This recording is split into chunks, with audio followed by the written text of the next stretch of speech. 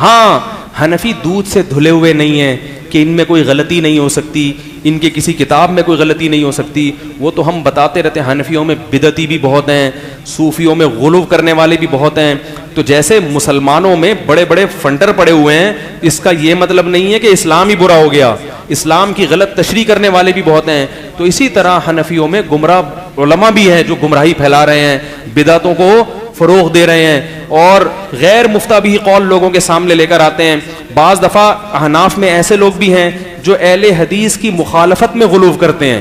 ان کو پتہ ہوتا ہے کہ اس مسئلے میں اہل حدیث کی رائے 100% درست ہے, مگر صرف اپنے مسلک کو پروموٹ کرنے کے لیے, لوگوں کی واہ واہ کے لیے زبردستی اہل حدیث کو کیا قرار دیں گے. میں ایک مناظرہ دیکھ رہا تھا, اس میں ایک اہل حدیث عالم سے حنفی کا مناظرہ ہو رہا تھا.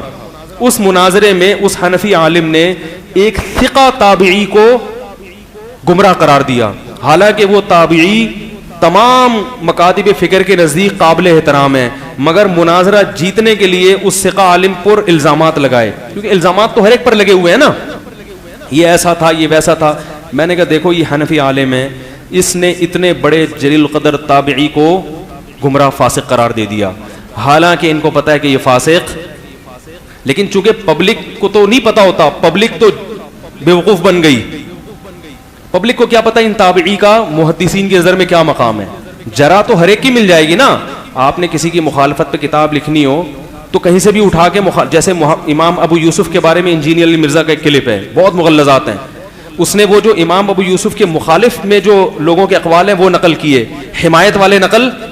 تو ایسے تو امام بخاری پر بھی جرا مل جائے گی آپ کو, امام احمد پہ بھی مل جائے گی. تو جرا کسی پہ بھی کرنا چاہو تو راستہ صرف عبداللہ بن مبارک وہ شخصیت ہیں جن پہ کوئی جرا منقول نہیں ہے. تو جرا کسی کی بھی مل جائے گی, دیکھا جاتا ہے کہ یہ جرا قابل قبول بھی ہے یا نہیں ہے. تو ان حنفی تھے, حالانکہ وہ دیوبندی تھے, انہوں نے کیا کیا, اس کی واٹ لگا دی راوی کی, حالانکہ وہ ثقہ راوی ہے. ایک دفعہ رفع الیدین پر ایک مناظرہ ہو رہا تھا, ایک دیوبندی عالم نے کیا حرکت کی, ابن جریج کو کہا کہ انہوں نے 70 مرتبہ مطع کیا ہے, لہذا ان کی روایت قابل قبول نہیں ہے. اور میں نے کہا ابن جریج بخاری مسلم کا متفق علیہ صحیح راوی ہے, اس کو کیسے ضعیف قرار دے دیا. انہوں نے کہا مطع تو کیا نا 70 دفعہ. میں نے کہا مطع کیا ہے نہیں کیا یہ ایک الگ بحث ہے, اس کی بیس پر محدثین نے ان کی حدیث کو مسترد نہیں کیا. انہوں نے کہا یہ بات تو آپ جانتے ہو, میں جانتا ہوں, پبلک تو نہیں جانتی. بات آ رہی سمجھ میں. تو یہ خیانت بعض اہل حدیثوں میں بھی ملے گی, بعض بریلویوں میں بھی ملے گی, بعض دیوبندیوں میں بھی, سب میں ہے یہ. تو وہ تو کہیں بھی ہو تو کیا ہے, وہ غلط ہے. سمجھ میں نہیں آ رہی میرے خیال میں. تو اس کی بیس پر یہ نہیں ہوتا کہ آپ نے ایک کلپ دیکھے کہ یار یہ خام خام ہے تو آپ نے سب کو غلط قرار دیا. تو فقہ حنفی قرآن و حدیث کا نچوڑ ہے, صدیوں سے حکومت میں رہا ہے, 700 سال تک دنیا پہ فقہ حنفی رائج رہا, بہت سارے, سب جگہ نہیں. احناف نے اگر اپنا مسلک پھیلانا ہوتا, احناف قانون کی زور سے باقی مسلکوں پر پابندی لگا دیتے, مگر احناف نے ایسا نہیں کیا. بلکہ حنفیوں کی کتابوں میں لکھا ہوا ہے کہ اگر کوئی حنفی, کوئی فقہ حنفی کو فالو کرتا ہے, عدالت میں جاتا ہے اور جج شافی مذہب کو فالو کر رہا ہے, تو وہ جج کا فیصلہ حنفی پر نافذ ہوگا.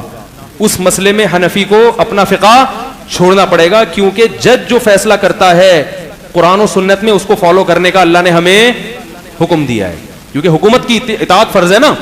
تو اتنا بڑا مائنڈ رکھا ہے. تو اب دیکھو کیسے مغلظات نکالے جا رہے ہیں. تو اگر آپ کو کسی فقہ حنفی کی کسی کتاب میں کوئی خامی نظر آتی ہے تو اول تو بسا اوقات خامی ہوتی نہیں ہے, آپ کو اپنی کم علمی کی وجہ سے لگ رہی ہوتی ہے. اور اگر خامی ہے تو بھائی ہم اس کو فالو نہیں کرتے. ہم نے کب کہا ہے کہ فقہ حنفی کو قرآن یعنی عین قرآن اور عین حدیث ہی ہے, وہ اس میں کوئی خطا ہو ہی نہیں سکتی.